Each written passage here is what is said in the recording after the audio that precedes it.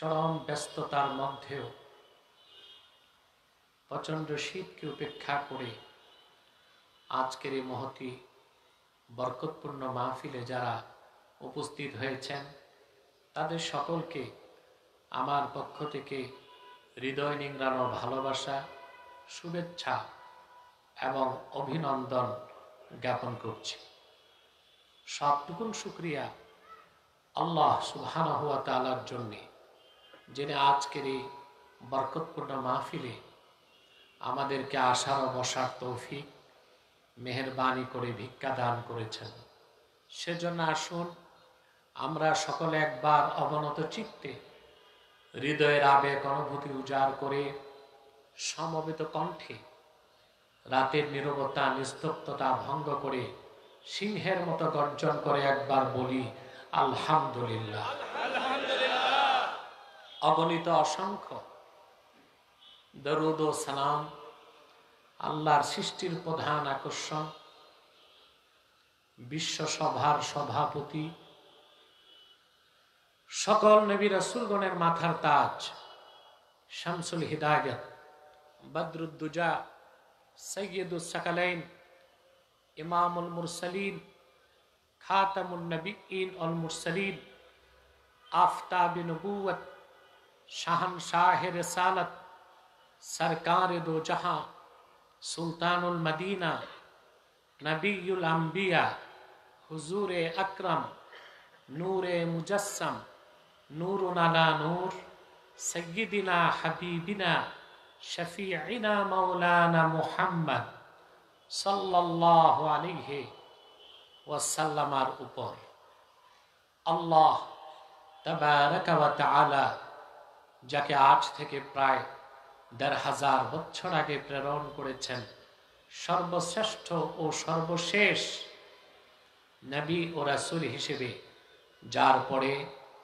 আজ পর্যন্ত পৃথিবীতে অবশ্যই কোনো প্রকার নবী কিংবা রাসূল অবশ্যই আসে নাই, অবশ্যই এখনো নাই, অবশ্যই কিয়ামত পর্যন্ত আসবে না। সম্মানিত সুধী, আজকের অনুষ্ঠান আপনারা দেখতে পাচ্ছেন তাহরিকে খাতমে নবুয়ত বাংলাদেশের চট্টগ্রাম মহানগর আহ্বায়ক কমিটির উদ্যোগে।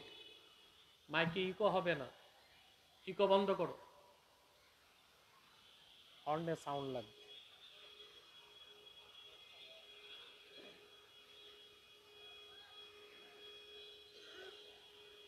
খাতমে নবুয়তের আন্দোলন সবচেয়ে বড় আন্দোলন,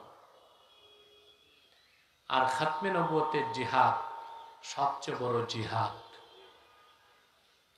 আজকে খুব সংক্ষেপে কিছু কথা বলবো। ঈমান এবং ইসলামের পরিচয় আপনাদের সামনে তুলে ধরব ইনশাআল্লাহ। আপনারা আমার থেকে একটু দূরে জোরে বলেন ইনশাআল্লাহ। আমার দেশে অধিক সংখ্যক লোক ঈমান ও ইসলাম সম্পর্কে অবগত নয়। পিতৃসূত্রে তারা মুসলমান হয়েছে, এর জন্য ঈমানের পূর্ণাঙ্গ পরিচয়, ইসলামের পূর্ণাঙ্গ পরিচয় অধিকাংশ মুসলমানেরই জানা নেই।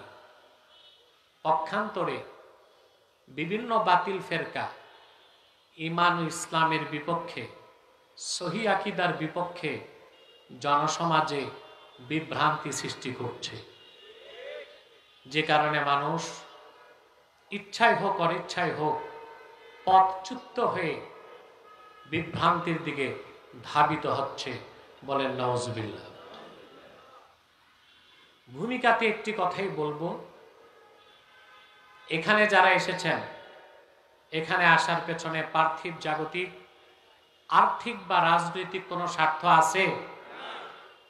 আমরা এসেছি শুধুমাত্র আল্লাহ তার হাবিব সাল্লাল্লাহু আলাইহি সাল্লামের রেজামন্দি হাসিল করার জন্য। ঠিক না ভাই? প্রতি শ্বাসে 10টি নেকি পাচ্ছেন, আলহামদুলিল্লাহ বলে। হেঁটে এসেছেন প্রতি কদমে 10টি নেকি পেয়েছেন। আপনারা এখানে বসেছেন দ্বীনের কথা শুনতে, আকাশে জমিনে নদী আর সমুদ্রে আপনাদের জন্য দোয়া চলতেছে। এটা আমার কথা নয়, ইবনে মাজাহ শরীফের হাদিস। আল্লাহর হাবিব ইরশাদ করেছেন, আমার উম্মতের কোন মুমিন যখন দ্বীন শেখার জন্য বের হয়, ওয়াস্তাগফিরু লাহু মান ফিস সামাওয়াতি ওয়াল আরদ, আকাশ এবং জমিনে আল্লাহর যত সৃষ্টি আছে প্রতিটি সৃষ্টি আমার সেই উম্মতের জন্য আল্লাহ রাব্বুল আলামিনের কাছে গুনাহ মাফের দোয়া করে। আপনাদের জন্য দোয়া চলতেছে আকাশে জমিনে নদী আর সমুদ্রে, বলেন সুবহানাল্লাহ। আপনারা খুশি আছেন? বেজার শুধু শয়তান। বেজার কে? শয়তানও বেজার, তার চেলাচামুন্ডারও বেজার। শয়তানের সব চেষ্টা ব্যর্থ। এখন একটা বাকি আছে, আপনাদেরকে মুনাজাতের আগে উঠানো যায় কিনা এই সুযোগ শয়তান পাবে? আমরা দিব? আমরা কি ন্যাক নিয়ত করে শয়তানের নাপাক গালে চপেটাঘাত করতে পারি?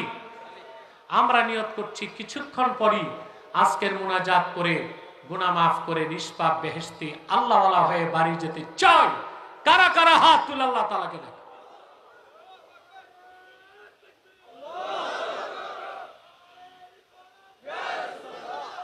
সাউন্ড অ্যাডজাস্ট করতে গেলে চিকন হবে। আল্লাহ কবুল করুক, আল্লাহ মঞ্জুর করুক, বলুন আল্লাহুম্মা আমিন। আল্লাহ তাআলা সূরাতুল বাকারাতে তার হাবিব মুহাম্মদ সাল্লাল্লাহু আলাইহি ওয়াসাল্লামের উপর অবতীর্ণ কোরআনে সূরাতুল বাকারাতে মুমিনদেরকে ডাক দিয়ে বলেন, ইয়া আইয়ুহাল্লাযীনা আমানু দুখুলু ফিস-সিলমি কাফফাহ ওয়া লা তাত্তাবি'উ খুতুওয়াতিশ শাইতান ইন্নাহু লাকুম আদুউম মুবিন। ঈমানদারগণ, বিশ্বাসীগণ, তোমরা পরিপূর্ণভাবে ইসলামে প্রবেশ করো। খুব মনোযোগ দিয়ে শুনতে হবে। মনোযোগ আছে তো? কাফের মুশরিকদেরকে আল্লাহ বলেন নাই ইসলামে ঢুকো, ঈমানদার মুমিনদেরকে বলেছেন ইসলামে প্রবেশ করো। কোরআন কারীমের কোথাও কোন কাফের মুশরিককে আল্লাহ তাআলা মুসলিম হতে বলেন নাই, ইসলাম প্রবেশ করতে বলেন নাই। কাফের মুশরিক অবিশ্বাসীদেরকে তিনি বলেছেন ঈমান আনো, আর ঈমানদারদেরকে বলেছেন মুসলিম হও। কাফের মুশরিক অবিশ্বাসীদেরকে আল্লাহ বলেছেন ঈমান আনো, আর ঈমানদারদেরকে আল্লাহ বলেছেন মুসলিম হও। সুবহানাল্লাহ। তাহলে বোঝা যাচ্ছে আগে ইসলাম না আগে ঈমান? কথা বলেন, আগে কি?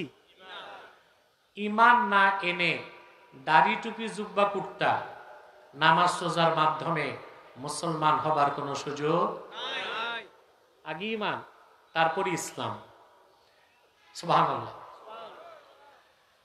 যেমন আল্লাহ রাব্বুল আলামিন বলেন, ইয়া আইয়ুহাল্লাযীনা আমানুত্তাকুল্লাহা হাক্কা তুকাতিহি ওয়া লা তামুতুন্না ইল্লা ওয়া আনতুম মুসলিমুন।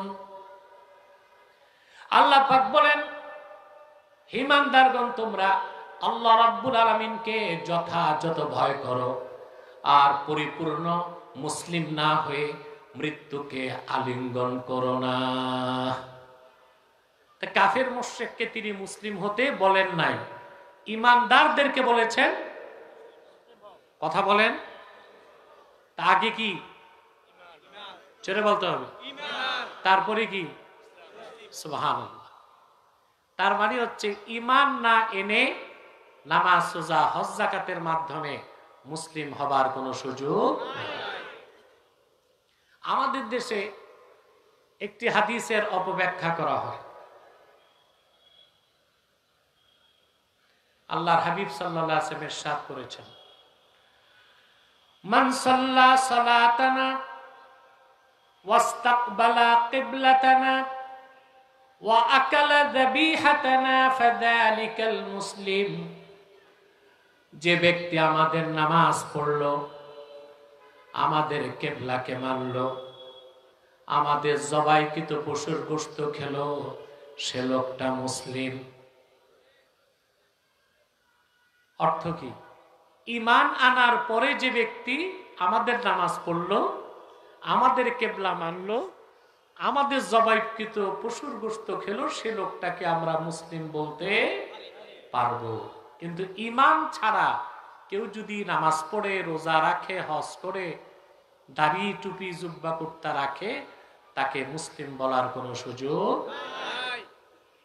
শরীয়তে তার একটা পারিভাষিক নাম আছে, মুনাফিক। নাম কি? আজকে আলোচ্য বিষয়টি হচ্ছে ঈমান ও ইসলাম বিপরীতে কুফর।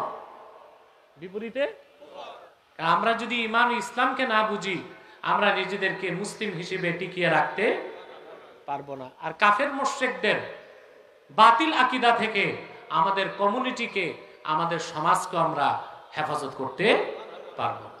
তাহলে আগে হচ্ছে ঈমান, তারপরে কি? আমি একটা দৃষ্টান্ত দিচ্ছি হযরত ইব্রাহিম আলাইহিস সালামের। দেখুন, তার জন্ম ইরাকের বাবেলে। কোথায়? তিনি এমন এক পরিবেশে জন্ম নিলেন, আশপাশে সব পৌত্তলিক, মূর্তি পূজারী। কেউ মূর্তি পূজারী, কেউ সূর্য পূজারী, কেউ নক্ষত্র পূজারী, কেউ চন্দ্র পূজারী। সব ন্যাচারালিস্ট, ম্যাটারালিস্ট, প্রকৃতি পূজারী, বস্তুবাদী। তিনি যখন বড় হলেন, আল্লাহ পাক কোরআন কারীমে বলেন, فَلَمَّا جَنَّ عَلَيْهِ اللَّيْلُ رَأَى كَوْكَبًا قَالَ هَذَا رَبِّي فَلَمَّا أَفَلَ قَالَ لَا أُحِبُّ الْآفِلِينَ। হযরত ইব্রাহিমকে রাত যখন আচ্ছন্ন করে ফেলল, আকাশের নক্ষত্রের দিকে তাকিয়ে তিনি বললেন, হাযা রাব্বি, এটা আমার রব। ফালাম্মা আফালা ক্বালা লা উহিব্বুল আফিলিন। নক্ষত্রকে তিনি বললেন, এটা আমার রব। নক্ষত্র যখন ম্লান হয়ে গেল, তিনি বললেন, ম্লানশীল, ক্ষয়িঞ্চু, যার শক্তি কমে, এই রকম নাকেস কোন সত্তাকে ইব্রাহিম রব মানতে পারে না। এখানে একটা প্রশ্ন আসে, ইব্রাহিম আলাইহিস সালাম কি কিছু সময়ের জন্য নক্ষত্রকে রব মানছিলেন? জোরে বলতে হবে।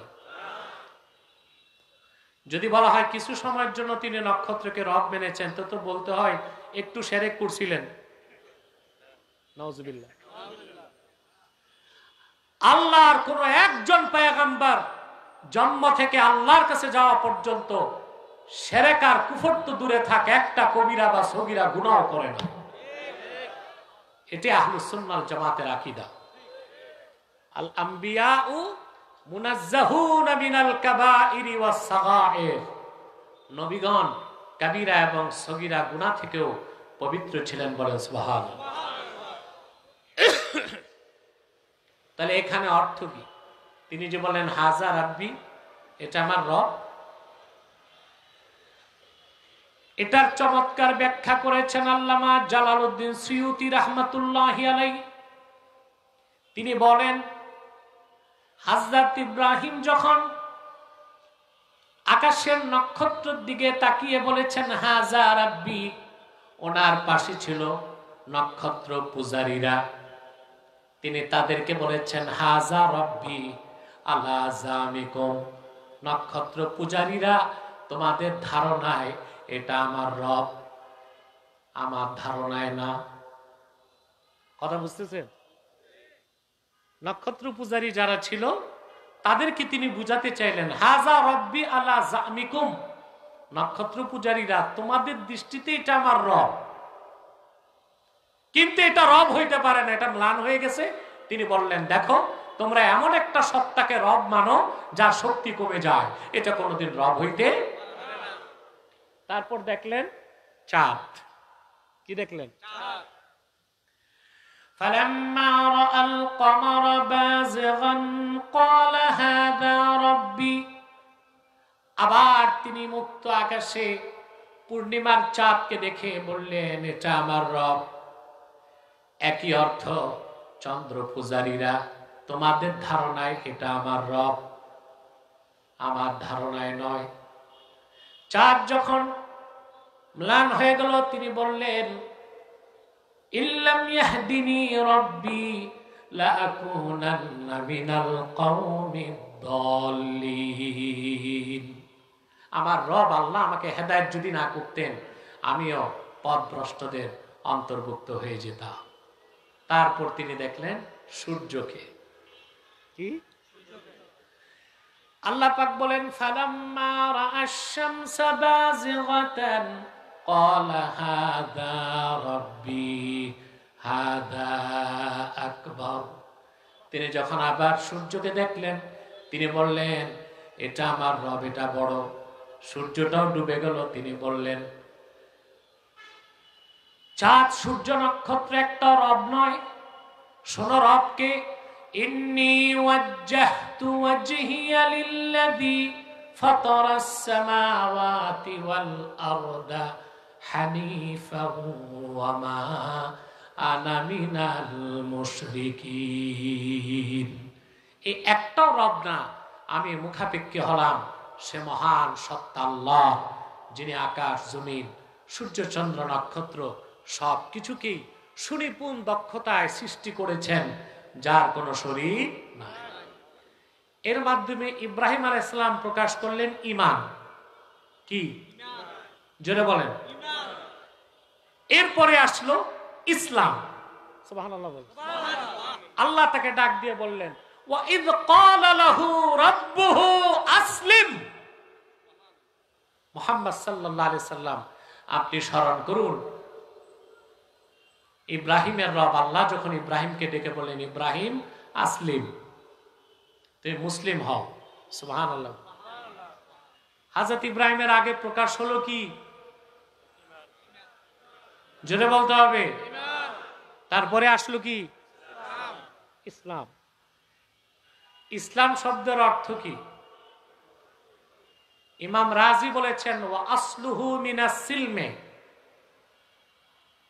হুয়াল ইনকিয়াদুজ যাহির মা শারতে ইনকিয়াদিল বাতিন, ঈমান আনার পরে আল্লাহর আনুগত্যকে বাহ্যিকভাবে বিনা প্রশ্নে মস্তক নত করে মেনে নেবার নাম ইসলাম। ঈমান আনার পরে আল্লাহর হুকুমের সামনে মস্তক নত করা কি? সুবহানাল্লাহ বলে। তারপর শুরু হলো হযরত ইব্রাহিমের আনুগত্যের পরীক্ষা।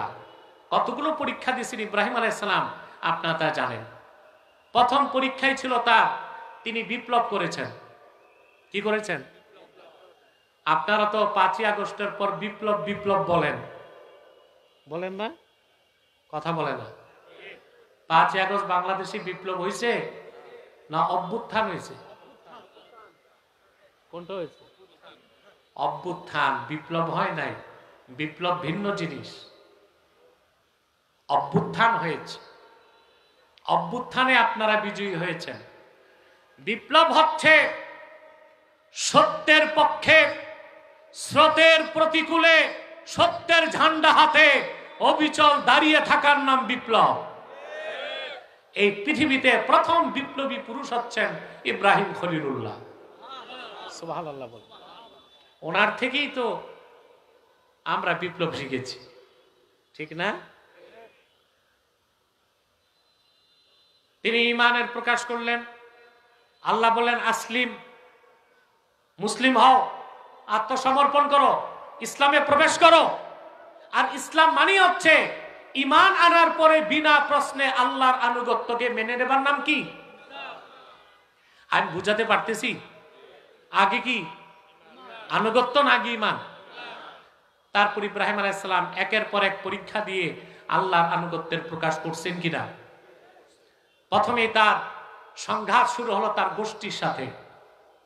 তিনি যে তাদেরকে বুঝালেন, তোমরা হাতে বানাও এইসব দেবদেবী, তোমরাই তো এদেরকে তৈরি করছো, আবার এদের কাছে তোমরাই কেন চাও?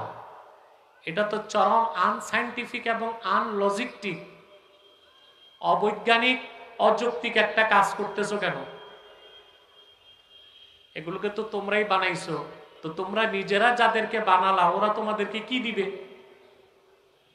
কথা শুনতেছেন?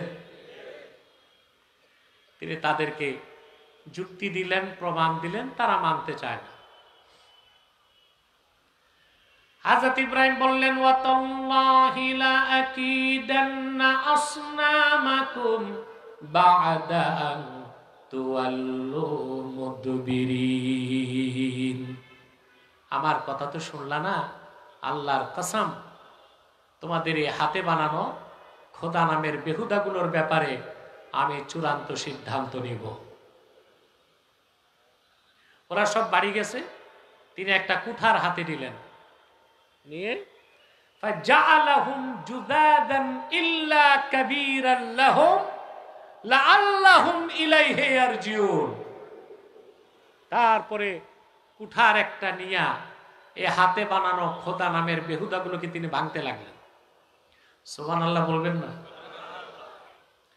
ইব্রাহিম আলাইহিস সালামের সাথে কি পলিটিক্যাল ফোর্স ছিল? জোরে বলেন। লোক লস্কর, সহযোগী, একজনও বন্ধু? এটার নাম না বিপ্লব? এটার নাম কি? তিনি সম্পূর্ণ স্রোতের প্রতিকূলে দাঁড়িয়ে তাওহীদের পক্ষে বিপ্লবের ডাক দিলেন। ফাজআলাহুম জুদাদা, ওদের হাতে বানানো সব দেবদেবীকে টুকরা টুকরা করে মাটির সাথে মিশিয়ে দিলেন, আর বড়টার গর্দানে কুড়ালটা, কুঠারটা ঝুলাই দিলেন, যেন তারা জিজ্ঞেস করলে তিনি পাঠাতে পারেন, বড় যে আছে ওইটারে জিজ্ঞেস করো কে করছে এগুলো। সকালবেলা সব এসে দেখে খোদাদের দুর্দশা, একটাও দাঁড়ায় নাই, সব। দেখেন, বিপ্লবীর নাম কখনো গোপন থাকে না। সুফি, মুফতি, বক্তা, দাঈ, তাদের কাজে পার্থক্য থাকে। সুফি দরবেশ কাফেরকে কাফের জানে বলতে চায় না, এটা সুফিদের চরিত্র। কিন্তু কাফেরকে কি বলে? কাফের জানে। মুফতির কাজ কে কাফের তা ঘোষণা দেওয়া, দাঈ ইলাল্লাহর কাজ সেই ঘোষণাকে প্রচার করে দেওয়া। কিন্তু বিপ্লবী চরিত্র এমন এক চরিত্র, সে কখনো গোপন থাকতে পারে না, এটা প্রকাশ ঘটবে। লোকেরা বললে এত বড় দুঃসাহস কে করেছে? জবাব দিল তারা, ক্বালু সামি'না ফাতান ইয়াযকুরুহুম ইউকালু লাহু ইব্রাহিম। আমরা এক যুবকের নাম শুনেছি, সেই গায়রুল্লাহকে অস্বীকার করে, দেব দেবী, সূর্য চন্দ্র নক্ষত্র একটাকেও সে বিশ্বাস করে না, এটা তার কাজ। চতুর্দিক হযরত ইব্রাহিমের কথা ছড়িয়ে গেল। দেশের স্বৈর শাসক ছিল নমরুদ। কে ছিল? নমরুদ। মন্ত্রী পরিষদ ডাকছে, ডেকে বলল, এত বড় দুঃসাহসিক কার্য করছে, তার শাস্তি কি হওয়া উচিত? মন্ত্রী পরিষদ বসে নমরুদকে সিদ্ধান্ত দিল, হাররিকুহু ওয়ানসুরু আলিহাতাকুম ইন কুনতুম ফাইলিন। একটাই শাস্তি, ইব্রাহিমকে ধরে আগুনে দাও। ঘটনা আপনারা জানেন, আমি ঘটনাটা বলবো না। আগুনে হযরত ইব্রাহিমের একটা পশমও জ্বালাতে পারছে? আল্লাহর হুকুমে তিনি তাওহীদের দাওয়াত দিলেন, আল্লাহর হুকুমে তিনি আগুনে গেলেন, আগুন থেকে বেরিয়ে আসলেন অক্ষত। আল্লাহ হুকুম করলেন এবার দেশ ছাড়ো। তিনি ইরাক ছেড়ে চলে গেলেন সিরিয়াতে। কোথায়? দেশ ছাড়লেন। ওখানে যাবার পর কেনান, সিরিয়াটা হচ্ছে আপনারা বুঝবেন তুরস্কের বিরাট অংশ, ইরাকের একটা অংশ, এর পাশেই সিরিয়া। সিরিয়া, লেবানন, জর্ডান, এই সবটা নিয়ে হচ্ছে শাম, যে শামের রাজধানীকে বলা হয়েছে কোরআনে রোম। কি বলা হয়েছে? তিনি সেখানে চলে গেলেন। আমি আবার বলছি, ইসলাম মানে হচ্ছে ঈমান আনার পরে আল্লাহর হুকুম বিনা প্রশ্নে। সুবহানাল্লাহ বলবেন। এবার আল্লাহর পক্ষ থেকে হুকুম হলো, ইব্রাহিম তোমার স্ত্রী হাজেরা আর বড় সন্তান ইসমাইলকে মক্কায় রেখে আসো। হযরত ইব্রাহিমের কয়জন স্ত্রী ছিল? জোরে বলেন। 3 জন। আপনি একটা ভুল তথ্য জেনে এসেছেন। কয়জন স্ত্রী ছিল? 3 জন। এতদিন জানতেন? তাফসীর বাগাবীতে ইমাম বাগাবী রাহমাতুল্লাহ রওয়ায়াত করেছেন ওনার 3 স্ত্রী ছিল, হাজেরা, সারা, কুতায়রা। আরেক স্ত্রীর নাম কি ছিল? কুতায়রা। এই ছিল ওনার 3 স্ত্রী। আমরা আজকে আমাদের ইনফরমেশনটা কারেকশন করব। আরে জোরে বলো, কয় স্ত্রী ছিল? আল্লাহর হুকুমে হাজেরা আর সন্তান ইসমাইলকে নিয়ে হযরত ইব্রাহিম চলে গেলেন মক্কায়। মক্কার নাম তখন ছিল বাক্কা। কি ছিল? সেখানে চলে গেলেন। সুবহানাল্লাহ। হাদিস সাক্ষ্য দেয়, নির্জন নিভৃত একটা এলাকা, যেখানে কোনো মানুষ নাই, পানি নাই, খাদ্যের কোনো সংস্থান নাই, কাবাগরের কোনো চিহ্ন তখন ছিল না। জমজম কূপ যেখানে আছে সেখানে হযরত ইব্রাহিম তার অবলা সরলা সতীসাধ্যী স্ত্রী হাজেরাকে বসায় দিলেন। কোলের মধ্যে ফুলের মতো সুন্দর ইসমাইলকে দিলেন। চামড়ার মশকের মধ্যে খেজুর, চামড়ার মশকের মধ্যে কিছু পানি আর একটা পোটলায় খেজুর দিয়া তিনি চলে যাচ্ছেন। পিছন দিক থেকে হযরত হাজেরা ডাকলেন। বুখারী শরীফে এসেছে, আল্লাহর হাবিব বলেন, ফানাদাতহু উম্মু ইসমাইল, ইসমাইলের মা হাজেরা হযরত ইব্রাহিমকে ডাকলেন। একবার কোনো জবাব নাই, 2 বার কোনো জবাব নাই, 3 বার কোনো জবাব নাই, 4র্থবার হাজেরা বললেন, ইব্রাহিম এটা কি আপনার নিজস্ব সিদ্ধান্ত নাকি আল্লাহ রাব্বুল আলামিনের সিদ্ধান্ত জানতে চাই।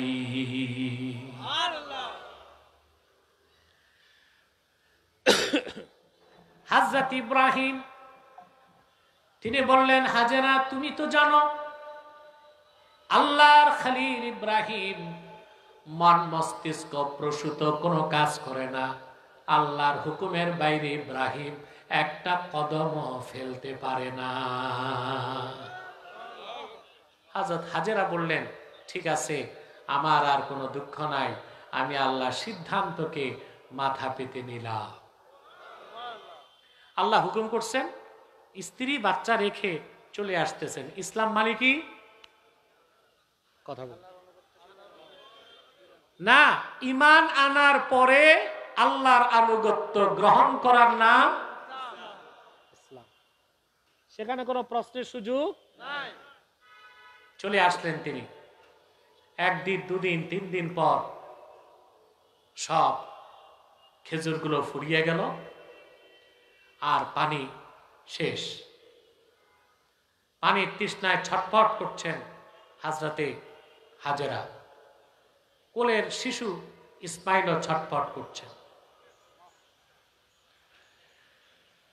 পানির তৃষ্ণায় কাতর হাজরাতে হাজেরা সাফা পাহাড়ের দিকে তাকালেন। পাথরের উপর সূর্যের আলো পড়ার কারণে পানির মতো ঝকঝক করছে। পানির সন্ধানে তিনি দৌড়িয়ে গেলেন, যে দেখেন পানি টানি কিছুই দেখা যায় না। সেখান থেকে তিনি মারওয়ার দিকে তাকালেন, দেখেন পানির মতো কি দেখা যায়, একটা দৌড় দিলেন।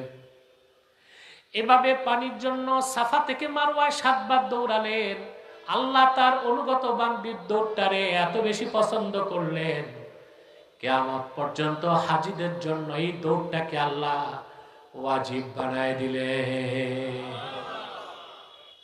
দৌড়াতে হয় না বলেন? সাফা মারওয়া এই দৌড়টা কি ওয়াজিব? এটা তরক করলে হজ হবে? 7 চক্করে কত হয় জানেন? 3.5 কিলোমিটার। কত? 70 বছর, 80 বছর, 100 বছরের বৃদ্ধ সাই করে সাফা মারওয়ায়, টের পায় না আল্লাহর মহব্বতে ডুবে থাকার কারণে। সুবহানাল্লাহ। ফালাম্মা বালাগা মাআহু সা'য়া, ইসমাইল বড় হতে হতে শিশু থেকে কিশোর হলো। অধিকাংশ তাফসিরে এসেছে তার বয়স যখন 7 কিংবা 12 কিংবা 13, বালেগ হয় নাই, এমন সময় হযরত ইব্রাহিম আবার ফিরে আসলেন। কথা শুনতেছেন? দীর্ঘকাল পর সন্তানকে পেয়ে বুকে লাগালেন। সন্তানের ভালোবাসার ঢেউ হযরত ইব্রাহিমের কলিজায় যখন ঢেউ সৃষ্টি করে দিয়েছে, এমন সময় আল্লাহর পক্ষ থেকে আবার হুকুম আসলো। স্বপ্নে তিনি দেখলেন প্রিয় বৎসকে জবা করছেন। সন্তানকে ডেকে তিনি বললেন, ইয়া বুনাইয়া ইন্নী আরা ফিল মানামি আন্নী আযবাহুক ফানজুর মাযা তারা। প্রিয় সন্তান, আমি স্বপ্নে দেখি আমি তোমাকে জবা করছি। আমার সন্তান, তুমি চিন্তা করে দেখো আমি কি দেখলাম। যেমন পিতা তেমন পুত্র। ইসমাইল জবাব দিলেন, ইয়া আবাতি ফাআল মা তুমার সাতাজিদুনি ইনশাআল্লাহু মিনাস সাবিরিন। আমার পিতা, যা হুকুম হয়েছে তাই করুন। আল্লাহর হুকুম প্রস্তুত, আপনার ছুরি প্রস্তুত, আমার গর্দানও প্রস্তুত আছে। আমার কোনো আপত্তি নাই। অচিরে আপনি আমাকে ধৈর্যশীলদের মধ্যে পাবেন। আপনাদের ঘটনা জানা আছে, তিনি নিয়ে গেলেন মিনাতে, ঠিক না? বলেন, জবাই করতে চাইলেন, পারছেন? কথা বলেন। আল্লাহ বেহেশত থেকে দুম্বা পাঠালেন, ইসমাইলের পক্ষ থেকে কোরবানি আদায় হয়ে গেল। আল্লাহ তাকে দিয়ে প্রথম ইমানের প্রকাশ করালেন, তারপর বললেন আসলিম, মুসলিম হও। তিনি আত্মসমর্পণের মাধ্যমে পূর্ণ মুসলিম হলেন। আল্লাহ ঘোষণা দিলেন, ওয়া ইযিবতালা ইব্রাহিম রাব্বুহু বিকালিমাতিন ফাআতাম্মাহুন ক্বালা ইন্নী জাইলুকা লিন-নাসি ইমামা। আল্লাহ পাক বলেন, আল্লাহ রাব্বুল আলামিন ইব্রাহিমের কতগুলো পরীক্ষা নিলেন, প্রত্যেকটা পরীক্ষায় তিনি উত্তীর্ণ হলেন। আল্লাহ তখন তাকে ডাক দিয়ে বললেন, ইব্রাহিম, তুমি আমার সবগুলো পরীক্ষা উত্তীর্ণ হয়েছ। শোনো ইব্রাহিম, আমি তোমাকে মানব জাতির জন্য নেতা বানায় দিব। তাহলে আগে ইমান, তারপরে জোরে বলেন, আগে ইমান তারপরে ইসলাম। এখন ইমানটা কি আমি কয়েকটা লাইনে তা বুঝাই দিচ্ছি। ইমানটা আমরা বুঝি না। আমাদের দেশে পথভ্রষ্টরা বলে শুধু লা ইলাহা ইল্লাল্লাহই তো কালেমা। নজবিল, এরা পথভ্রষ্ট কিনা? কথা বলে। শুধু লা ইলাহা ইল্লাল্লাহ যদি ঈমান হয়, কালেমা হয়, তো রাসূলুল্লাহর রিসালাত কই? রাসূলুল্লাহর রিসালাতের বিশ্বাস ছাড়া কিয়ামত তক লা ইলাহা ইল্লাল্লাহ বলেও মুসলমান হওয়া যাবে না। যাবে? কোন ব্যক্তি যদি সারা জীবন বলে আশহাদু আল্লা ইলাহা ইল্লাল্লাহ, সে মুসলমান হবে না। কিন্তু একবার যদি বলে আশহাদু আন্না মুহাম্মাদার রাসূলুল্লাহ, সে লোকটা মুমিন হয়ে যাবে, মুসলিম হয়ে যাবে। আওয়াজ করে বলেন সুবহানাল্লাহ। ঈমান কি? শুধু আল্লাহর তাওহীদকে বিশ্বাস তো ঈমান না। রাসূলুল্লাহর রিসালাতকে বিশ্বাসের মাধ্যমে আল্লাহর তাওহীদকে বিশ্বাস করার নাম ঈমান। আর ঈমান আনার মাধ্যমে আল্লাহর আনুগত্য গ্রহণ করার নাম ইসলাম। এটাই তো আমার আলোচ্য বিষয়। কথা বলেন। আল্লাহর হাবিবের রিসালাতকে বিশ্বাস করার মাধ্যমে আল্লাহর তাওহীদকে বিশ্বাস করার নাম ঈমান।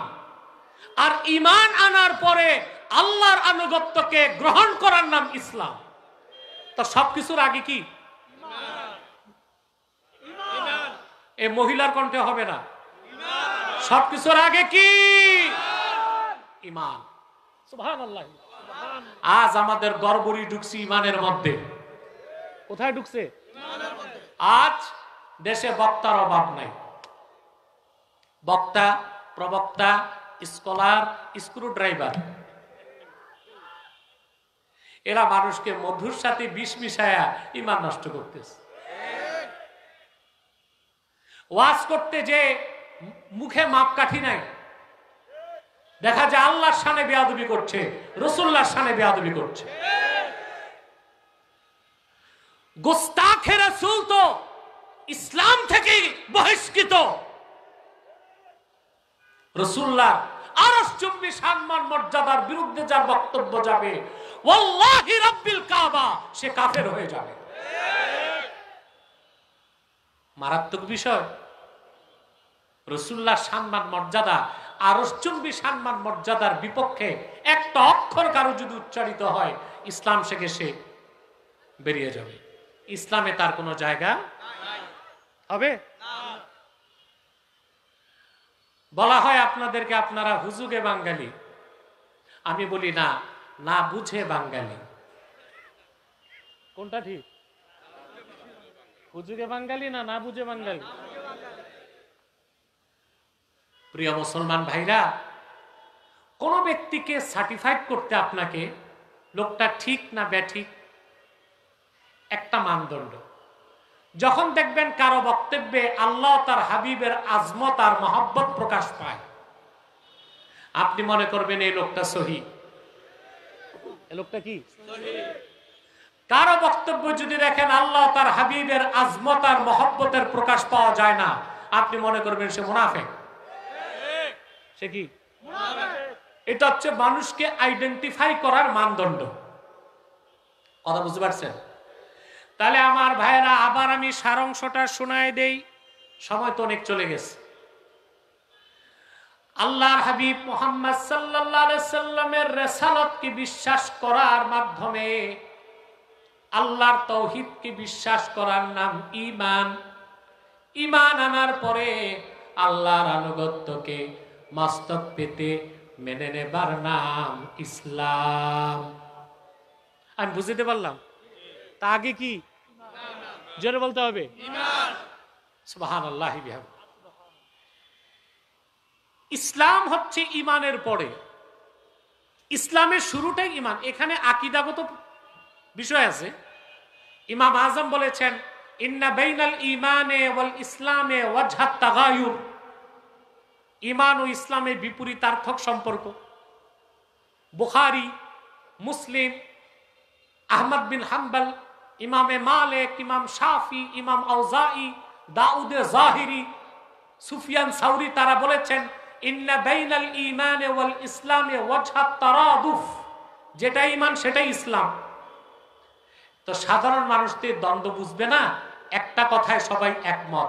ইন্না বাইনাল ঈমানে ওয়াল ইসলামে ওয়াজহাল উমুমি ওয়াল খুসুস, ঈমান ও ইসলামের মধ্যে আম ও খাসের সম্পর্ক। সুবহানাল্লাহ। অর্থাৎ ইসলামের মধ্যে ঈমান আছে, কিন্তু ঈমান শুধুই ঈমান। সুবহানাল্লাহ। তো শুরুটা কি? ঈমান। বলেন সুবহানাল্লাহ। এই ঈমানের ক্ষেত্রে কোনো ছাড়। আপনি যদি বলেন হুজুর ঈমান কি, এখন আমি যদি সারা রাত বলি শেষ করা যাবে? কিন্তু আবু হানিফা রাহমাতুল্লাহ তিনি এক লাইনে ঈমানের সংজ্ঞা দিয়েছেন। আমি বলবো, ইমামে আজম আবু হানিফা রাহমাতুল্লাহি আলাইহি বলেন, আল ঈমানু হুয়া মুজাররাদু তাসদীকি রাসূলিল্লাহ সাল্লাল্লাহু আলাইহি ওয়াসাল্লাম।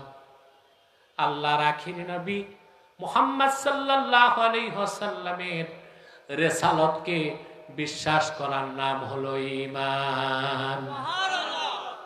তো প্রশ্ন আসে, তাওহীদ কই? আখিরাতের বিশ্বাস কই? জান্নাত কোথায়, জাহান্নাম কোথায়? প্রশ্ন আসে না? তার ব্যাখ্যা ইমাম আজম দিয়েছেন। আল্লাহর হাবিব মুহাম্মদ সাল্লাল্লাহু আলাইহি ওয়াসাল্লামের রিসালাতকে যে বিশ্বাস করলো, সে তো 30 পারা কোরআনকে বিশ্বাস করলো। তাহলে তাওহীদের বিশ্বাস, আখিরাতের বিশ্বাস, কিয়ামতের বিশ্বাস, জান্নাতের বিশ্বাস, সব বিশ্বাসই তো তার মধ্যে চলে আসলো।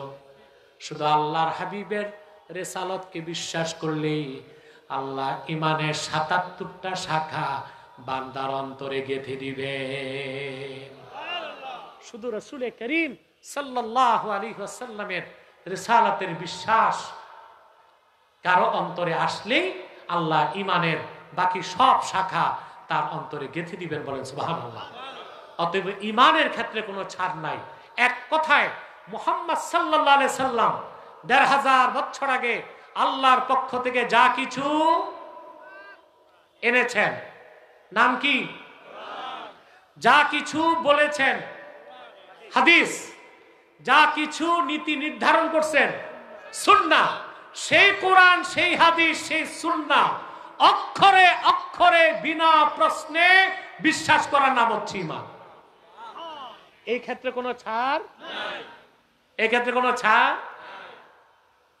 শুধু কোরআন বিশ্বাস করলে মুসলমান হবেন, হাদিস বিশ্বাস না করলে মুসলমান হওয়া যায়? বাংলাদেশে একটা নতুন ফেরকা বের হয়েছে, আহলে কোরআন দাবিদার।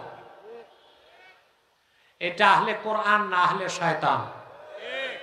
এরা হাদিস বিশ্বাস করে না। একদল তো আছে মাযহাব বিশ্বাস করে না, হাদিস মানে, লামাযাবি। আমি তাদের কথা বলছি না, আমি বলছি এটা একটা ফেরকা। এদের দাবি হচ্ছে এরা আহলে কোরআন, শুধু কোরআন মানে, হাদিস বিশ্বাস। এরা কি মুসলমান না কাফের? জোরে বলতে হবে। রাসূলুল্লাহর হাদিসকে বাদ দিলে ইসলামের অস্তিত্ব থাকবে? নামাজ পড়া কি? নামাজ কয় ওয়াক্ত? ফজর কয় রাকাত? ফরজ, যোহর, আসর, মাগরিব, এশা। এটা কোরআন শরীফের কোথায় আছে? আছে? তো হাদিস বাদ দিলে তো নামাজের রাকাতই শেষ। কথা বলেন, নামাজ আর পাওয়া যায়? আরে জোরে বলো। এই যে ফেরকা বের হয়েছে আহলে কোরআন দাবিদার, এগুলো আহলে শয়তান। এই ফেরকা আজকে বের হয় নাই, সাহাবায়ে কেরামের জমানায়। ইমরান ইবনে হোসেন রাদিয়াল্লাহু তাআলা আনহু তিনি একদিন রাসূলুল্লাহ শাফাআতের কথা বলতেছেন। আমরা রাসূলুল্লাহ শাফাআতকে বিশ্বাস করি না? দলিল লাগবে? ইমরান বিন হোসেন রাদিয়াল্লাহু তাআলা আনহু তিনি সাহাবী। ঘটনাটা 1400 বছর আগের। সাহাবী যে ইমরান বিন হোসেনকে বলতেছে, সাহাবী না কোন এক ব্যক্তি, হুজুর এই যে শাফাতের কথা বলতেছেন এটা কোরআন শরীফের কোথায় আছে? তো তিনি বুঝছেন এই নির্ভর কোরআন মানে হাদিস। তিনি বললেন, তুমি কি কোরআন শরীফ পড়ছো নাকি? আমার কোরআন শরীফ মুখস্থ আছে। তিনি বললেন, তুমি নামাজ পড়ো? বলে, পড়ি। তিনি বললেন, কোন রাকাত কয় রাকাত পড়ো? কোন নামাজ কয় রাকাত? সে বলল, ফজর 2, যোহর 4, আসর 4, মাগরিব 3, এশা। ইমরান ইবনুল হোসেন বললেন, মিন আইনা আখাস্তা হাযা শান? নামাজের কথা কোরআন কারীমের মধ্যে আছে, রাকাতের কথা কোথায় পেয়েছো কোরআনে আমারে দেখাও। সুবহানাল্লাহ বলবেন। সে একটা জবাব দিছে, বলল, আখাজনা মিনকুম, নামাজ পেয়েছি কোরআনে, নামাজের রাকাত গুলো পেয়েছি আপনাদের মতো সাহাবায়ে কেরামের কাছ থেকে। ইমরান বিন হোসেন বললেন, ওয়াজাদতুম মিন্না আখাজতুম মিন্না ওয়া আখাজনা মির রাসূলিল্লাহ। তোমরা পেয়েছো আমাদের কাছ থেকে, আর আমরা পেয়েছি আল্লাহর হাবিবের কদম থেকে। এর নাম হাদিস। এর নাম কি? সে হাদিস বাদ দিলে ইসলামের অস্তিত্ব থাকে? তাহলে এই যে আহলে কোরআন দাবিদার যে ফেরকাটা, এটা মুসলিম না অমুসলিম? জোরে বলেন। নামাজ রোজা কম করলে কেউ কাফের মুশরিক হয় না। ইমানের ক্ষেত্রে এক জাররা পরিমাণ যা অস্বীকার না সন্দেহ থাকবে, সে মুমিন মুসলিম হতে পারবে।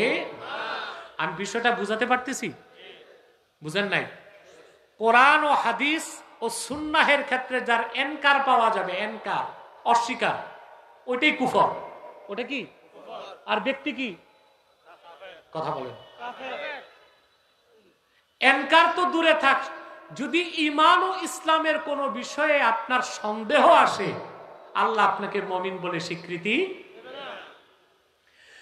আল্লাহ রাব্বুল আলামিন বলেন, ইন্নামাল মুমিনুনাল্লাযীনা আমানু বিল্লাহি ওয়া রাসূলিহি সুম্মা লাম ইয়ারতাবু ওয়া জাহাদু বিআমওয়ালিহিম ওয়া আনফুসিহিম ফি সাবিলিল্লাহি উলাইকা হুমুস সাদিকুন।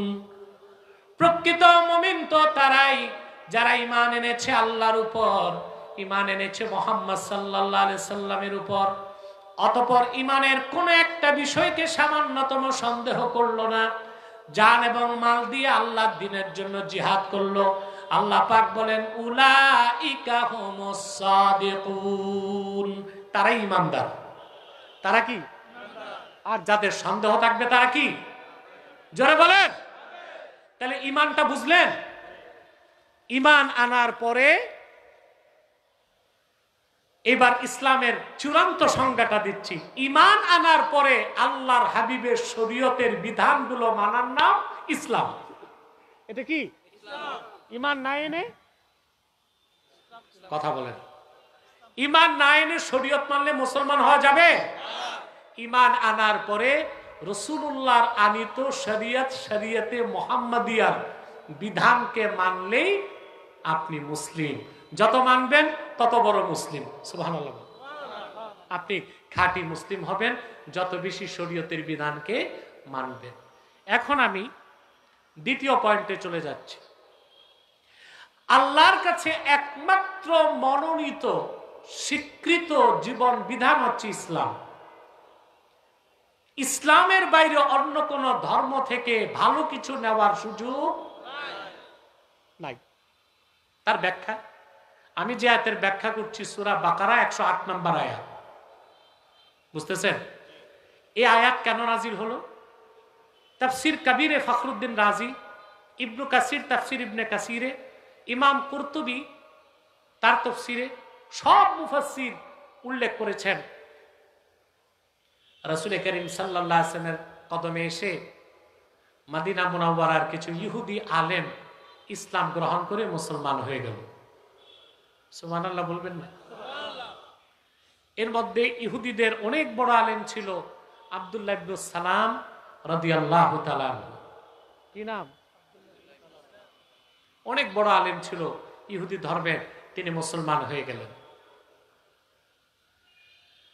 ইহুদিদের আলেমরা মুসলমান হওয়ার পর তারা রাসূলুল্লাহর শরীয়তকে পুরাপুরি মানল। বুঝলেন? শরীয়তকে পুরাপুরি কিছু বাদ দিল না।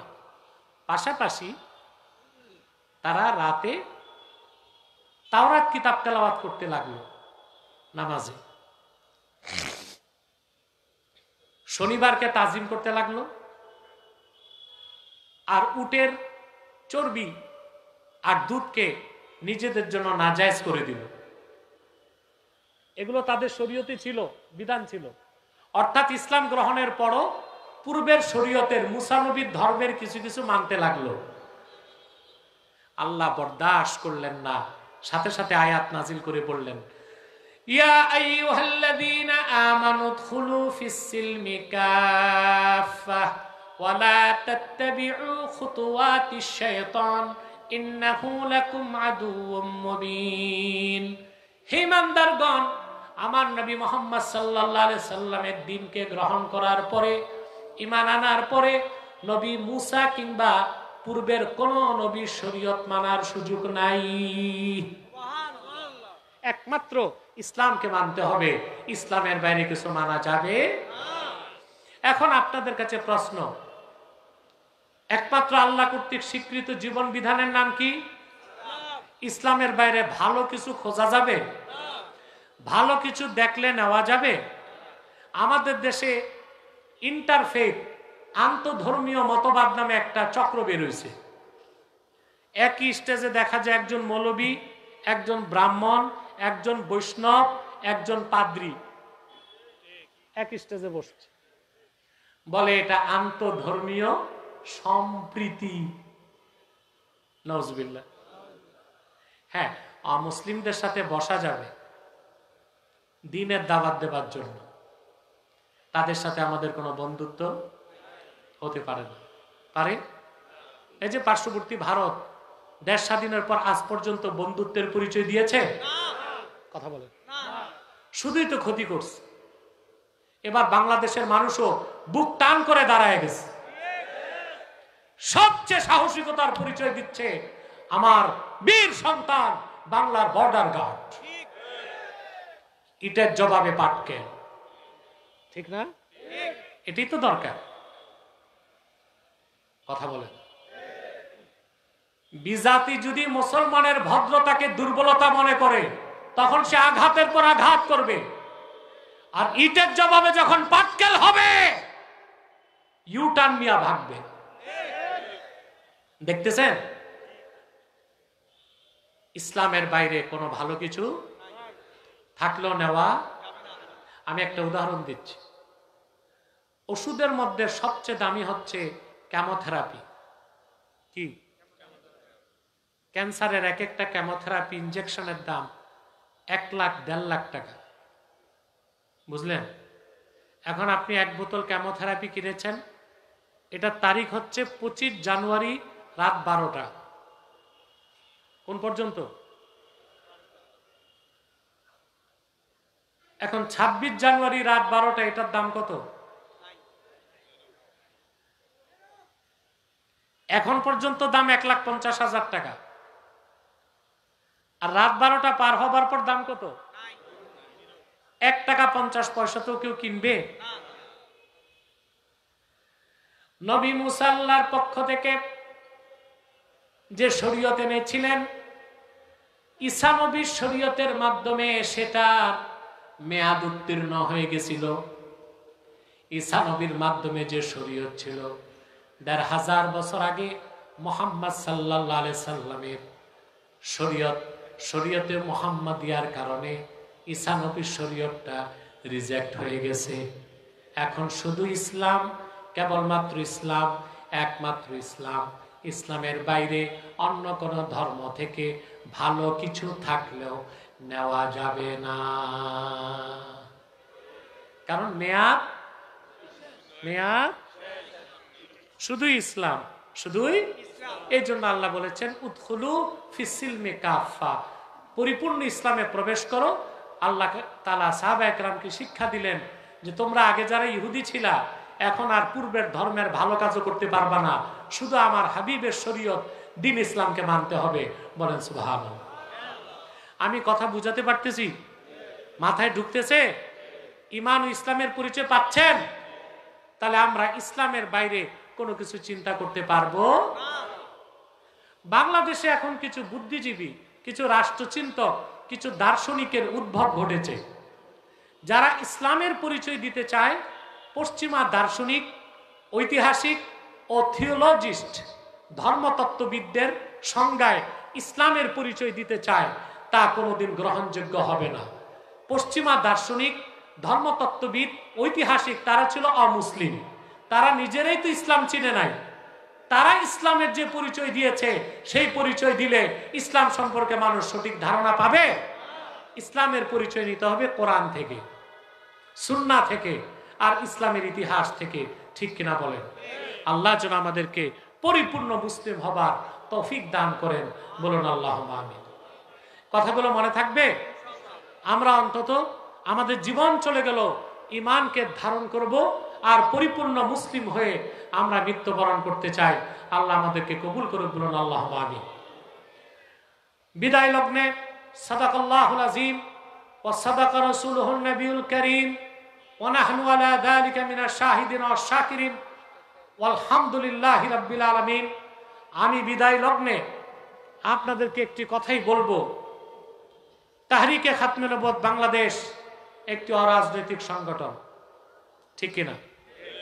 খাতমে নবুয়তের আন্দোলন সবচেয়ে বড় আন্দোলন, খাতমে নবুয়তের জিহাদ সবচেয়ে বড় জিহাদ। এটা জানেন আপনারা? কথা বলেন। খাতমে নবুয়ত অস্বীকারীকে মুসলমান বলার সুযোগ। খাতমে নবুয়ত কি আমি সহজে বুঝাই দিচ্ছি। আল্লাহ এক, আল্লাহ এক, আল্লাহর একত্বে কারো কোনো শরীক। এটাকে বলা হয় তাওহীদ। কি বলা হয়? এটাকে বলা হয় তাওহীদ। ঠিক আল্লাহর হাবিব মুহাম্মদ সাল্লাল্লাহু আলাইহি সাল্লামকে ১৫০০ বছর আগে প্রেরণ করে আল্লাহ তাআলা নবুয়ত ও রিসালাতের দরজা চিরতরে বন্ধ করে দিয়েছেন। ওনার পরে আজ পর্যন্ত কোনো প্রকার নবী কিংবা রাসূল আসে নাই, এখনো নাই, কিয়ামত পর্যন্ত আসবে না। এই বিশ্বাসকে বলা হয় আকীদা খাতমে নবুয়ত। এই বিশ্বাস যার থাকবে না সে মুসলিম না অমুসলিম? জোরে বলতে হবে, সে মুসলিম না অমুসলিম? তাকে মুসলমান বলা যাবে? নিঃসন্দেহে সে কাফের। সে কি? আল্লাহর হাবিব সাল্লাল্লাহু আলাইহি ওয়াসাল্লাম দুনিয়া থেকে বিদায় নেবার পরে সিদ্দিক আকবরের জামানায় মিথ্যা নবুয়তের এক দাবিদার মুসাইলামাতুল কাজ্জাব ইয়ামানে তার প্রাদুর্ভাব ঘটেছিল। খালেদ সাইফুল্লাহর নেতৃত্বে আবু বকর সিদ্দিক রাদিয়াল্লাহু তাআলা আনহু ৩০,০০০ সাহাবীকে পাঠালেন। মুসলমান, আপনি অবাক হবেন, ১৫০০ বছর আগে রাসূলুল্লাহ নূরের জমানায় যতগুলো যুদ্ধ হয়েছে সবগুলো যুদ্ধে ইসলামের পক্ষে আর বিপক্ষে মোট মানুষ নিহত হয়েছিল মাত্র ১০১৮ জন। আর মিথ্যা নবুয়তের দাবিদার মুসাইলামাকে হত্যা করতে যে একদিনে ২৪০০ সাহাবী শাহাদাত বরণ করেছিলেন। তাহলে খাতমে নবুয়তের আন্দোলন সবচেয়ে বড় আন্দোলন, খাতমে নবুয়তের জিহাদ সবচেয়ে বড় জিহাদ। যুগে যুগে যখনই মিথ্যা নবুয়তের দাবিদারদের প্রাদুর্ভাব ঘটেছে, উম্মতের মুসলমান মিটিং মিছিল করে নাই, তরবারি দিয়ে ফায়সালা করছে। ঠিক কিনা বলে? আমার ভাইয়েরা, আমার বন্ধুরা, আমার আল্লাহ ও নূর নবীজি আমার মুহাম্মদ সাল্লাল্লাহু আলাইহি ওয়াসাল্লামের ইসলাম ও কোরআনের হাজার হাজার হাজার বছর পরে বর্তমান ভারতের কুখ্যাত পাঞ্জাবের কুখ্যাত গুরুদাসপুরের কুখ্যাত কাদিয়ানে ইংরেজ আমলে এক শয়তান নিজের নবী দাবি করছে। চিল্লায় বলেন নাউজুবিল্লাহ। ওই শয়তানটার নাম রেখেছিল তার বাপ মির্জা গোলাম আহমদ কাদিয়ানি। সাবধান, তাকে গোলাম আহমদ বলা যাবে না, কারণ গোলাম আহমদ অর্থ আহমদ এর গোলাম। কোন কাফের কোনদিনও গোলাম আহমদ এর গোলাম হতে পারে না। আর কাদিয়ানের কাজ্জাব ছিল শেষ দরজার কুখ্যাত কাফের। সে গোলাম আহমদ এর গোলাম ছিল না, সে ছিল কুখ্যাত শয়তানের কুখ্যাত গোলাম। কাদিয়ানের কাজ্জাব মিথ্যা নবুয়তের দাবিদার মির্জা গোলাম শয়তান কাদিয়ানির উপর গজব এসেছে 1908 সালে।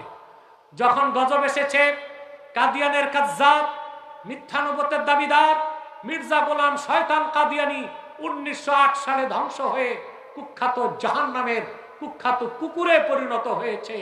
তার অনুসারীরাও ধ্বংস হয়েছে। বর্তমানে কিছু কাদিয়ানি বাংলাদেশে আছে।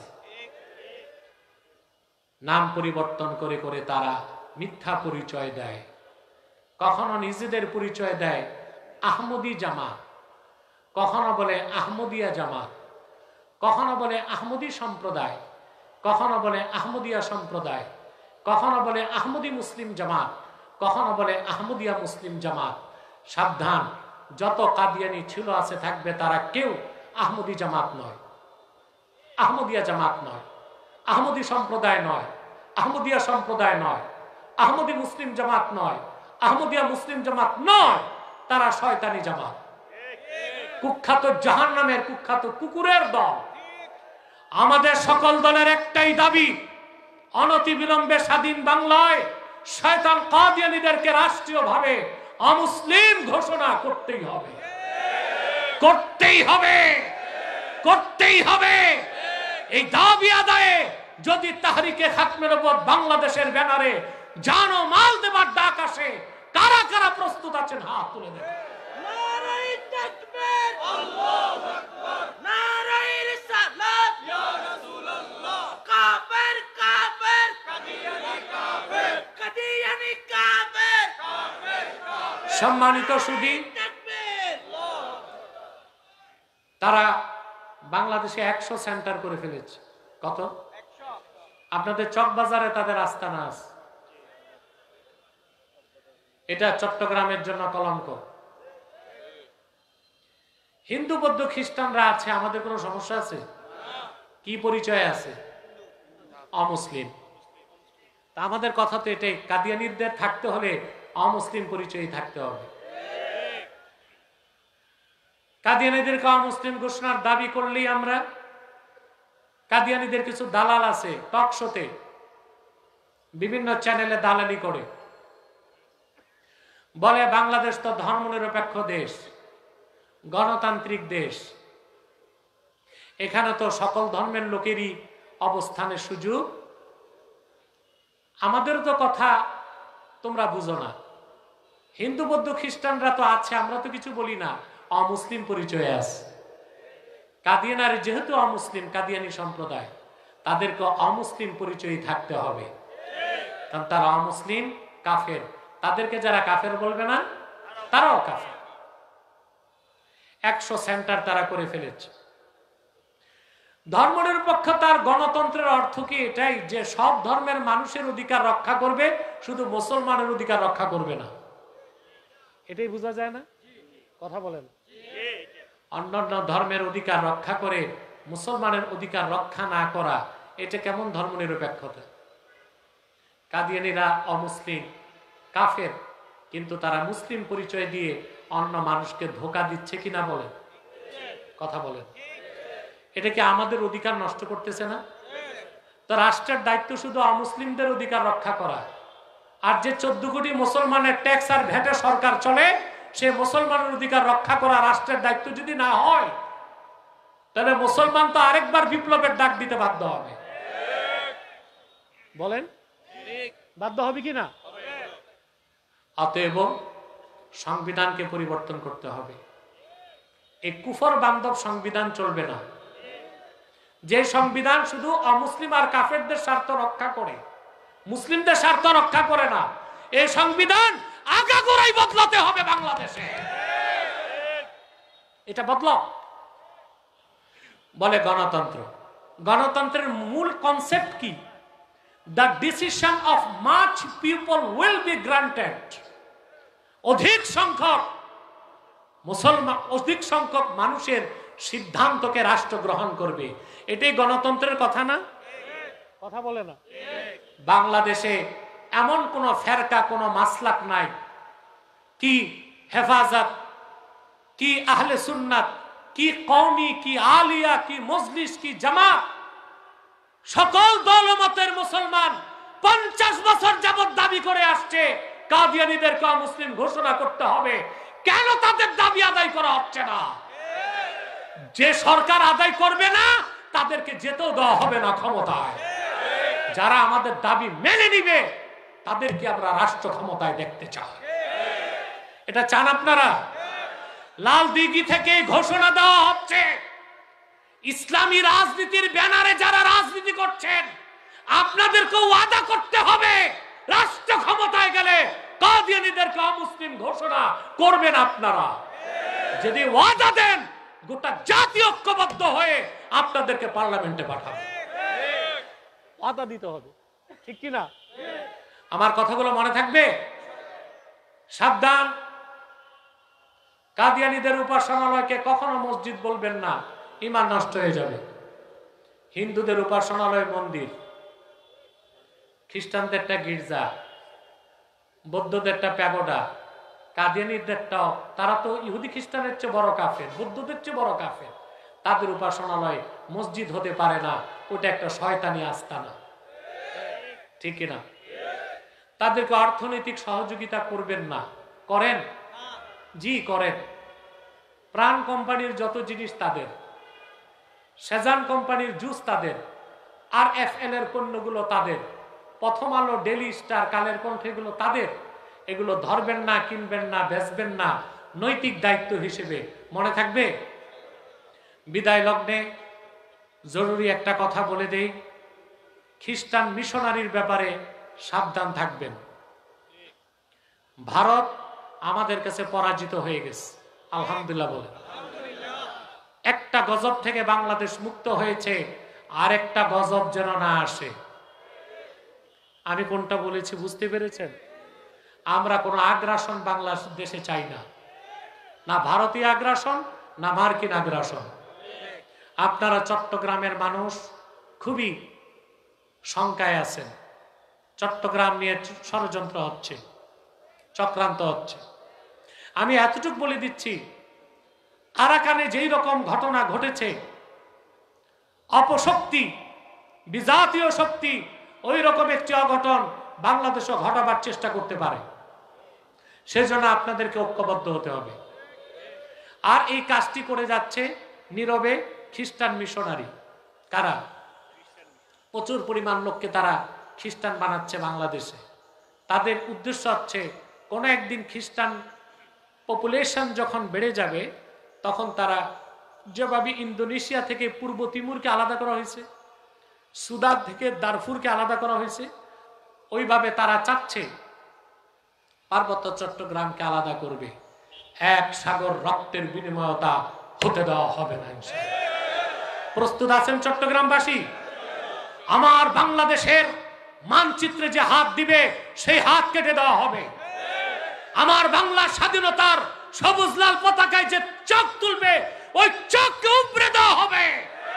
হোক সেটা যে কোনো আগ্রাসন, আমরা মোকাবেলা করতে প্রস্তুত আছি। রাজি আছেন?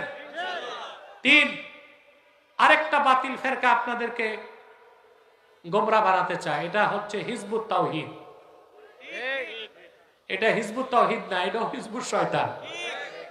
এদের কাজ হচ্ছে আলেম ওলামা থেকে জনগণকে সরায় দেওয়া। কারণ যে বকরির পালের রাখাল নাই, ওই বকরি যায় বাঘের পেটে।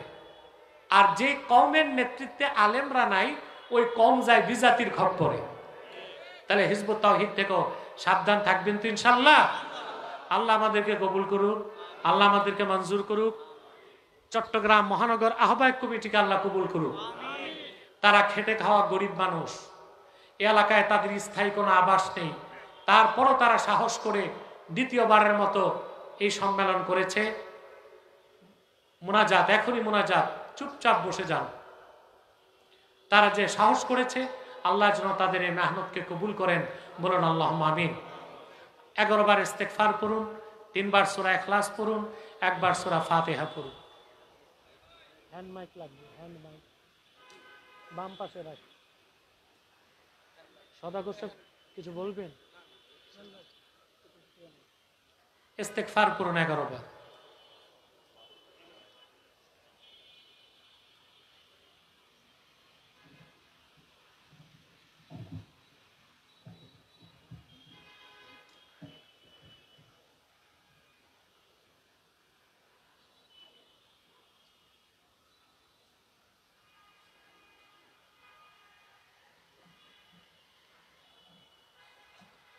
সূরা ইখলাস পড়ুন।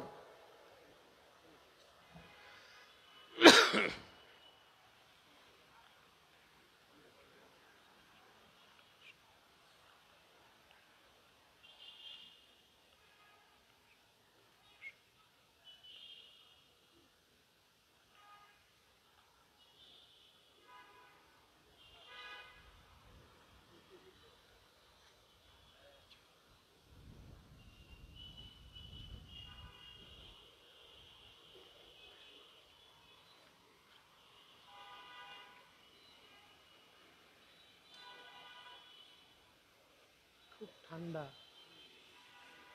খোলা, হ্যাঁ বন্ধ করে দেওয়া দরকার।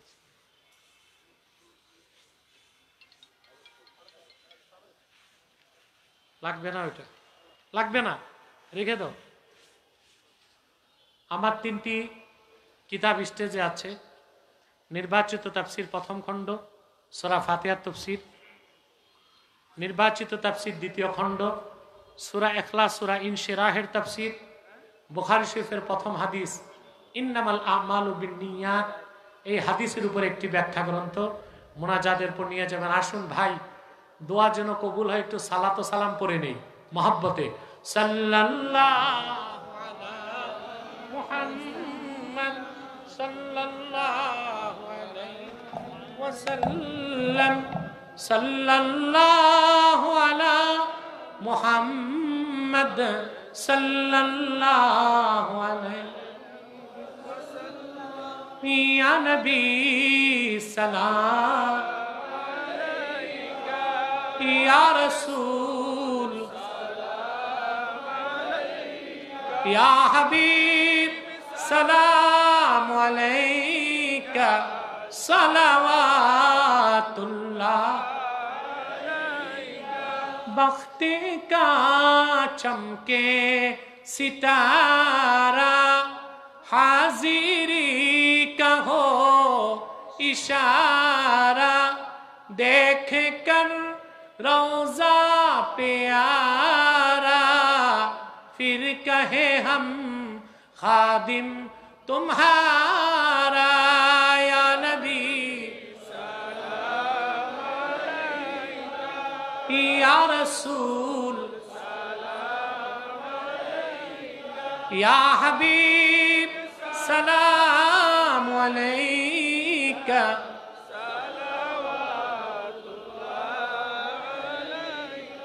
मुहम्मदुन रसूलुल्लाह सल्लल्लाहु अलैहि वसल्लम, खतमल्लाहु बिहिन नुबुव्वह वहकमन ला नबी बअदहु। या नबी या रसूल या हबीब सलाम अलैका सलावातुल्लाह। بلغ العلا بكماله كشف الدجى بجماله حسنت جميع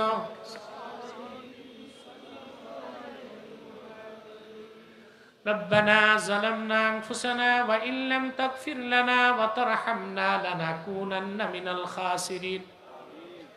আল্লাহ তাআলা তাহরিকে খতমে নবুয়ত বাংলাদেশ চট্টগ্রাম মহানগর আহ্বায়ক কমিটির উদ্যোগে আয়োজিত আজকের মাহফিলে তোমার জাকিরিন শাকিরিন মুজাহিদিন বান্দাদেরকে নিয়ে দুটো হাত তুলেছে। পর্দার আড়ালের মা বোনেরা আছেন, এতগুলো মানুষের মধ্যে যার দুটো হাত তোমার ভালো লাগে আল্লাহ, তার দুটো হাতের বিনিময়ে আমাদের জিন্দেগীর সব গুনাহ তুমি মাফ করে দাও। হৃদয়ের গভীর থেকে দোয়া করি আল্লাহ, তোমার আখিরি নবী নূর নবীজি আমার মুহাম্মদ মুস্তাফা সাল্লাল্লাহু আলাইহি ওয়াসাল্লাম আজ থেকে ১৫০০ বছর আগে দুনিয়ার থেকে বিদায় নিয়েছেন। হায়াতুন নবী হিসেবে জান্নাতুল ফেরদৌস রওজা মুবারকে বিশ্রাম নিয়েছেন। আল্লাহ জীবনে একবার তোমার আখিরি নবী নূর নবীজি আমার মুহাম্মদ মুস্তাফা সাল্লাল্লাহু আলাইহি ওয়াসাল্লামের জান্নাতুল ফেরদাউস রওজা মোবারকে উপস্থিত হয়ে গো আল্লাহ, তোমার হাবিবের নূরের কদমে দরুদ ও সালামের হাদিয়া দেবার আগে আল্লাহ তুমি ডাক দিও না। আল্লাহ তাআলা একবার বা একাধিকবার যারা সোনার মদিনায় নূরের মদিনায় যেতে পেরেছি আল্লাহ, জীবনে বারবার তোমার আখিরি নবী নূর নবীজি আমার মুহাম্মদ মুস্তাফা সাল্লাল্লাহু আলাইহি ওয়াসাল্লামের নূরের শহর মদিনাতুল মুনাওয়ারা জিয়ারতের জন্য তাদের কপালটা খুলে দাও রব্বুল আলামিন। হৃদয়ের গভীর থেকে দোয়া করি আল্লাহ, তোমার আখিরি নবী নূর নবীজি আমার মুহাম্মদ মুস্তাফা সাল্লাল্লাহু আলাইহি ওয়াসাল্লামের নূরের চেহারা মোবারক স্বপ্নে একবার দেখে গো আল্লাহ, জান্নাত ওয়াজিব হবার আগে তুমি ডাক দিও না। একবার বা একাধিকবার যারা তোমার আখিরি নবী নূর নবীজি আমার মুহাম্মদ মুস্তাফা সাল্লাল্লাহু আলাইহি ওয়াসাল্লামের নূরের চেহারা মোবারক স্বপ্নে দেখার সৌভাগ্য লাভ করেছে, জীবনে বারবার দেখার জন্যে তাদের কপালটা আল্লাহ তুমি জান্নাতি কপাল বানায় দাও রব্বুল আলামিন। আমাদের অনেকের বাবা নাই, অনেকের মা নাই, অনেকের বাবা মা একজনও নাই। যত মানুষের বাবা মা দুনিয়ার থেকে বিদায় নিয়ে অন্ধকার কবরে চলে গেছে আল্লাহ, সকল মুসলমান বাবা মার কবরকে তুমি জান্নাতের বাগান বানায় দাও আল্লাহ। এ মাহফিলের জন্য যারা ধন দিয়েছে, মন দিয়ে যারা খেটেছে, নৈতিক সমর্থন জ্ঞাপন করেছে, সকলের ধন মনকে কবুল করে এ মাহফিলটা আমাদের সবার জন্য নাজাতের জরিয়া বানায় দাও আল্লাহ। আমাদের জিন্দেগির গুনাহগুলো মাফ করে দাও আল্লাহ। আমার কলিজার টুকরা যুবক ভাইদের জন্য দোয়া করি, তাদের প্রত্যেককে তুমি খাঁটি ইমানদার বানায় দাও, সহি আকীদার ধারক বানায় দাও, আহলুস সুন্নাহ ওয়াল জামাতের অনুসারী বানায় দাও, খাতমে নবুয়ত আন্দোলনের সৈনিক বানায় দাও। যাদের চাকরি নাই চাকরি দাও, যাদের ব্যবসা আছে ব্যবসায় লক্ষ গুণ বরকত দিয়ে দাও, বিদেশ যেতে চায় বিদেশ যাওয়া সহজ করে দাও, ঘরে বাইরে সুখ দাও আল্লাহ, নিরাপত্তা দাও, সম্মান দাও, মর্যাদার জীবন দান করে দাও। ভাইরা আমার, একটি মিনিট সময় ছেড়ে দিলাম, চক্ষুটা বন্ধ করুন, দিলটা নরম করুন, মাথাটা নত করুন। আল্লাহর আখিরি নবী নূর নবীজি আমার মুহাম্মদ মুস্তাফা সাল্লাল্লাহু আলাইহি সাল্লামের ওসিলা ধরে আল্লাহর কাছে চান, যা চাইবেন তাই কবুল হয়ে যাবে। যদি পারেন ভাইরা, 2 ফোঁটা চোখের পানি সদকা করে দিন। সারা জীবনের গুনার কথা মনে করে মুনাজাতে আমার আল্লাহর কাছে আত্মসমর্পণ করুন, দোয়া কবুল হয়ে যাবে, তওবাও কবুল হয়ে যাবে।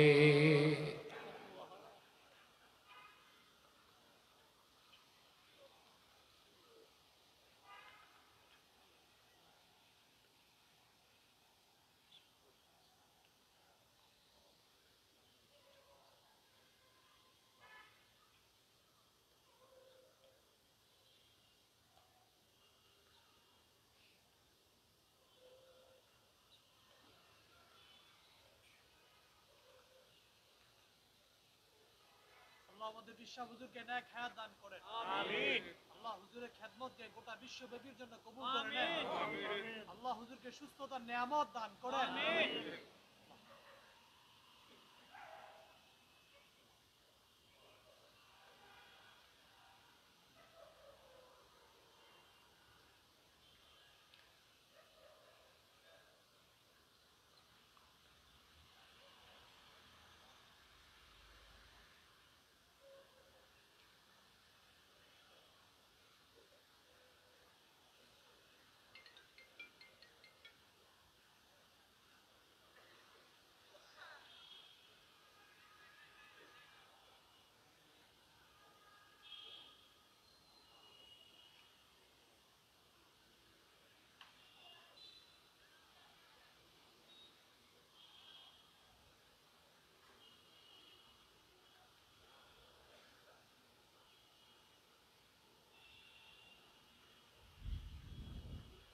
প্রত্যেকে বাবার জন্য মায়ের জন্য দোয়া করুন।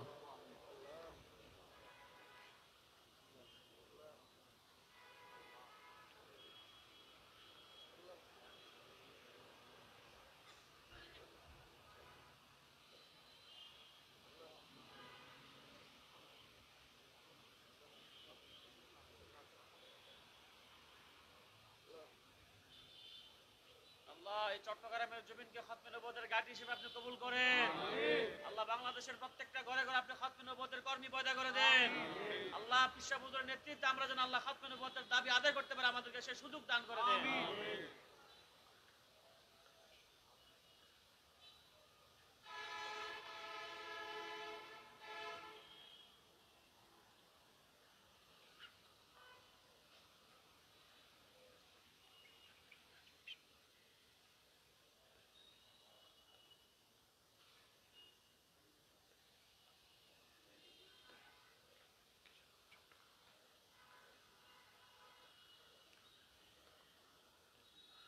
اللهم إنا نتوسل إليك بوسيلة حبيبك المحترم نبيك الخاتم سيدنا وسيد الأبرار نبينا ونبي الأنبياء محمد بن عبد الله نبي الله رسول الله صلى الله عليه وسلم الذي أكملت به قصر النبوة وحكمت لا نبي بعده وأعلنت في القرآن بالبرهان أن محمدا صلى الله عليه وسلم خاتم النبيين والمرسلين قبل 1500 سنة وصلى الله تعالى على خير خلقه نبينا محمد نور الله وعلى آله وصحبه أجمعين برحمتك يا أرحم الراحمين. السلام عليكم.